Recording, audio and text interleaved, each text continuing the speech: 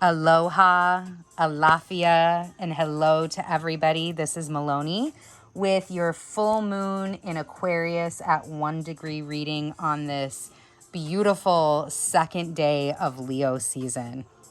Pride, happy season, happy birthday to all of my Leo brothers and sisters out there. I myself am a full-blooded Leo, so definitely this is our season, our time to shine.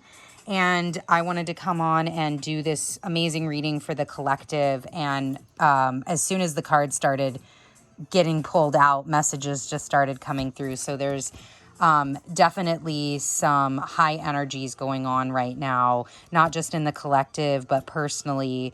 And this full moon has a lot to do with it. So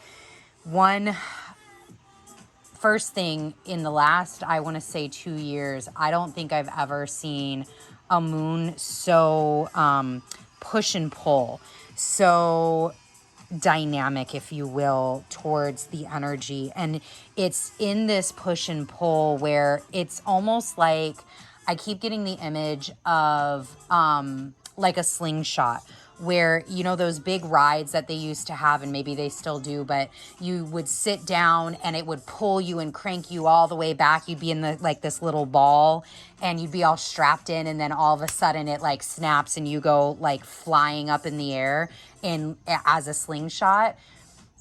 What this moon really feels like, and I keep seeing, is this moon is triggering those moments where you're in your seat, you're strapped in, but the ball has to keep clicking back until it's in place, settled, countdown begins, and then boom, you're off and running, right? You're off slingshotting into the future. And that's really what we're looking for. Is we're going to have to adjust a little bit. We're going to have to be uncomfortable a little bit. There's a lot of choice points that are coming up. We have a huge 8-8 Lionsgate portal that is going to be connected to this moon, and more downloads coming in. This is long-term energy. Gone are the days of let me just plan for tomorrow, let me plan for the next year. This is who are you going to be, and how are you going to show up for society and yourself for the long term. And it's no longer about these little, things that, maybe that suits me. Maybe, no. It has to be there or it's got to go. And that's really, that can be challenging because you really don't know what you're in for, right? When you're sitting on that slingshot, you don't know how high you're going to go. You don't know what's coming up around the corner. It is trust and faith with divine timing, with knowing that you're doing things for your highest good, knowing that you have the power. And that is where our work over the last year has really is really going to serve us going forward into the future. So first card out was the Two of Pentacles reversed. And this came out as the overall energy, first card that popped and flew out. And I immediately got the sense of unbalance. And the sense of unbalance wasn't something that brought up any sort of trepidation or fear, or it was just like, yeah, that's about right. There's some things that are still being worked out. And what I got a really clear picture of was, just because the card is reversed doesn't mean the aspects of the card are not still there. So for example, this infinity symbol is still the same no matter if the card's this way or if it's this way. These pentacles are still the same no matter if it's this way or this way. So in life, everything has to go up, down, around. It's all about finding this balance. And yes, balance can, when you're unbalanced, there can be this level of unpredictability. You're not sure where you're going to step. Are you going to step inside? Are you going to step maybe in this water? What's going to happen? It's okay. Sometimes you don't need to know. What we want to make sure that we're not doing, though, is that this unbalance isn't rooted in the fact that we are neglecting our inner voice. We're not neglecting our destiny path, our soul purpose.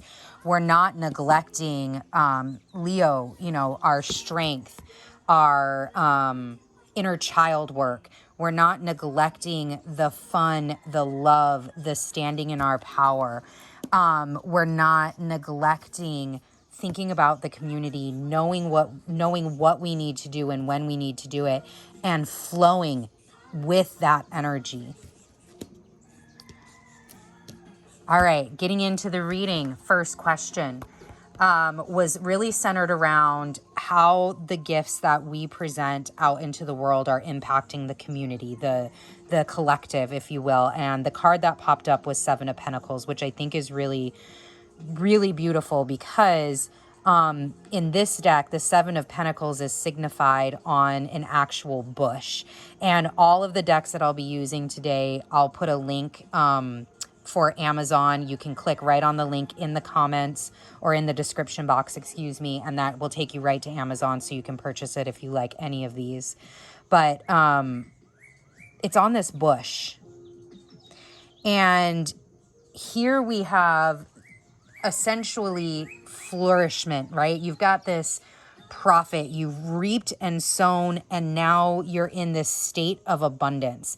You've put in the work, right? Here's the hoe. He's already standing in front of this like, yep, this, I knew this was coming because I sat there and I did all of the work.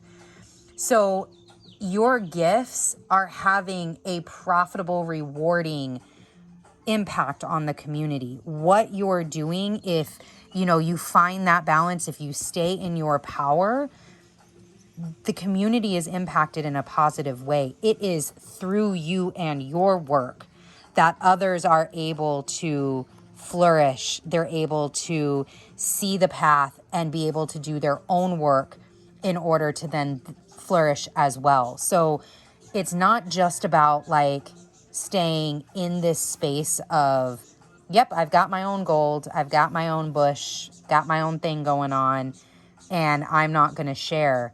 It's, I've got my own bush, I've got my own abundance, I've got my own thing going on. Let me tell you how I did it. Let me share my experience with you so that way you can see how that fits within your own personal life and begin to do your own work to get your own. Because when one thrives, we all thrive. And that's really what we're headed for. That's the magic. That's the paradise. What is needing to be let go of in order for that uniqueness to shine? And we got the King of Pentacles. So lots of earth and lots of air energy present in this reading. And the King of Pentacles is all about that power, the change, the abundance, the influence, right? This is, yeah, I did a whole bunch of work and now I'm sitting happy on my throne. But the question is, what is needing to be let go of in order for my uniqueness to come through?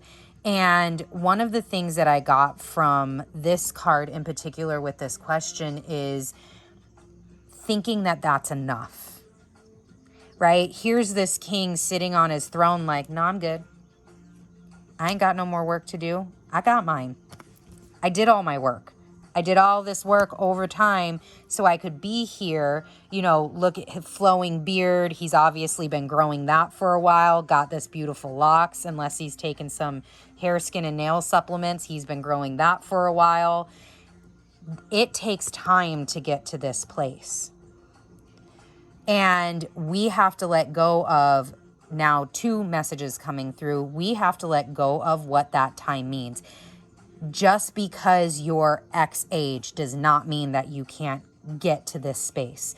Just because you're starting out and you're already 40 years deep into mistakes and suffering and not being on your destiny path does not mean that your time is being wasted, right? Does not mean that you can't achieve this, complete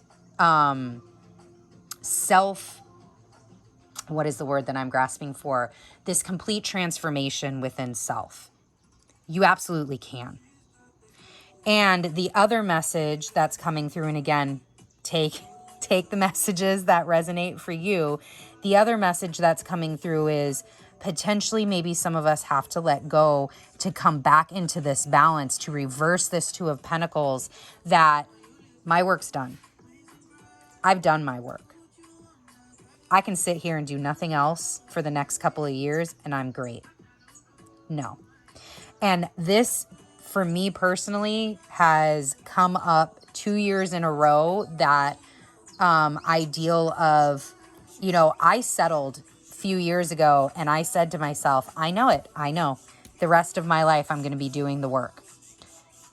But saying that and then actually being faced with that and being faced to truly stand in that and walk what you say, not just say what you say, are two very different things. And for some of us, this moon could be that check of, okay, there's work that I've been ignoring because I have been comfortable. I have been sitting in my comfort zone and not challenging, not being willing to change. Next question was, how do we inspire change? What is the role that each of us have within the collective to inspire change? And of course, Aquarius had to show up in all of the glory. The Star card is aligned very much with Aquarian energy. And the Star card's really about being the light for a new phase coming through. It's about this wisdom and knowing that, through these waters, right? If we look at this water in this imagery here and these stars, many cultures talk about stars, and even, when you look at different cultures as well, rivers can signify actual deities, beings, or ancestors. And the Star card always, especially in this deck, reminds me that we are never alone, right? We are protected from above and from below with all of the wisdom that the human collective has ever gained. It's just about us sticking our foot in that water and tapping into it, looking up to the star and connecting with it, and being okay to ask for that guidance. The star is also a really big card about hope, renewal, deeper clarity. Water here, clarity is very, very important with water, having that clarity. And I'm sorry, I got distracted because I just noticed these beautiful little birds here, right? Flamingo kind of looking birds here that make up this card. And that's a message that obviously needed to come through. So if anybody does look up what a flamingo spirit animal or what that spiritual energy of a flamingo means, feel free to put it in comments and share, because I'd be really interested to know now that that has kind of popped up through.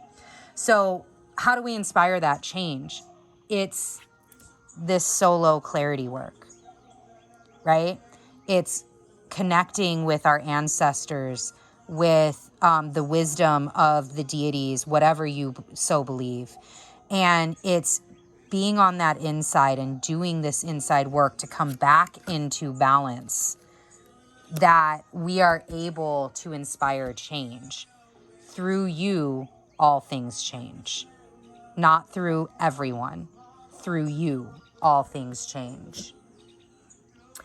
What feeling is really having a struggle to be expressed right now? And this card, the Ace of Swords, was actually in the deck face up that I was shuffling through, and they said to put it down here, but to still pull another card. So we have the Ace of Swords and the Seven of Swords here for what feeling is being kind of repressed right now, right? We're struggling with this feeling in order to bring that out, in order to express what we need to express to maybe bring back a little more of this balance. So again, massive air energy, Aquarius showing up again in these two cards.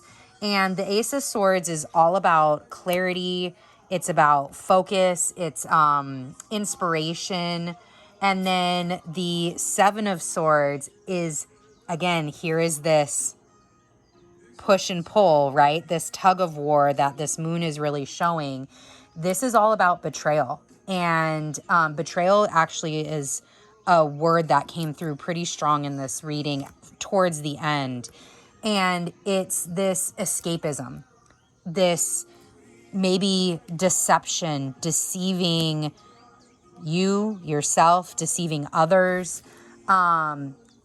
irresponsibility. When we think about some of the other cards in the spread, this irresponsibility that's happening, whether that's internally, whether that's out to the collective, it's really these feelings of, are you standing in your power? Are you showing up as your authentic self? That is what Leo's and Leo season is all about, is authentic self-expression. And you can't do that if your focus is off. You can't do that if you're seeking clarity from anything other than the star. You can't do that if you're seeking inspiration that doesn't align with where you're even going, right? It doesn't work, and finding this balance and being your unique self doesn't work if all you're doing is escaping and not owning into that power. You're deceiving yourself at that point. And then it follows right up with the Ten of Swords. And the next question is, how do we impact the world more positively? And I don't think anything else needs to be said outside of, it's time to fall on your sword. It's time to kill off these energies. These energies need to go. This energy of I know it all, this unbalance, all of these energies, they have a place and a space for you to grow and for you to learn from them. However, excuse me, they won't do anything if you stay in your comfort zone. If you don't push through them, if you don't grow through them, if you don't learn through them, and you don't harness them, and you don't go and utilize the star energy, utilize your Seven of Pentacles, utilize the positive, more aligned aspects of Leo and Aquarian energy, it's going to be, again, that betrayal of yourself. Because all of this is all about us. And that, fall on your sword. Be willing to say, you know what? I wasn't in alignment. You know what? I wasn't doing the work. You know what? I am unbalanced.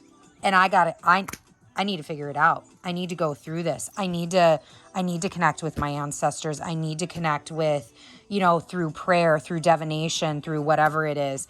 I need to walk my path and become the best version of myself, so that way I can show others how to do the same, and we can all prosper and thrive together. So the guidance card, this is actually a beautiful deck called Mana Cards, The Power of Hawaiian Wisdom. And this one is Lamaku. I am hoping I am pronouncing that correctly. I am trying to work on my Hawaiian. Lamaku symbolizes the joy of victory over all obstacles that diminish the wisdom of enlightenment. And I am reading directly from the book for this, so that way you get the message that is needed for you. Anything that keeps you from experiencing unlimited vision and well-being is an obstacle, including the desire for material gain or spiritual progress. Daddy Bray emphasized the importance of balance regarding even spiritual practice. He said that when people are only spiritual, they may become impractical, and when they are only materialistic, they may become weak, losing both health and wealth. Lamaku encourages you to celebrate the material world without clinging to it. Develop your spirituality without losing touch with the physical and natural worlds. This will facilitate a state of balance that allows your inner light, or kukui, to flow through your pu'uani, your heart, transforming personal, biological, emotional, and mental energies into a universal love energy. This love energy manifests in a life of service guided by true spiritual vision, prophetic speech, and healing power. Become awakened and fully conscious by paying close attention to all things, ideas, or persons that seem to pull you off balance. Y'all, I didn't even read this before this. I can't make it up. Or trap you into extreme negative or positive emotional states. Approach all obstacles with an open heart, and you shall truly be victorious. Ashe. Cannot make that up. That is it. If you enjoyed this reading, make sure to follow and subscribe. Again, all of my information is below in the description. Many ways to find me. The decks are available on Amazon, which are linked to in the description box as well. I hope you have an amazing full moon in Aquarius. You can always catch me on Instagram for my full moon ritual with my partner. Super excited to get to playing dominoes, smoking cigars, and we've added a little something extra tonight. So excited to share that over on IG. All right, mahalo everyone. Bye.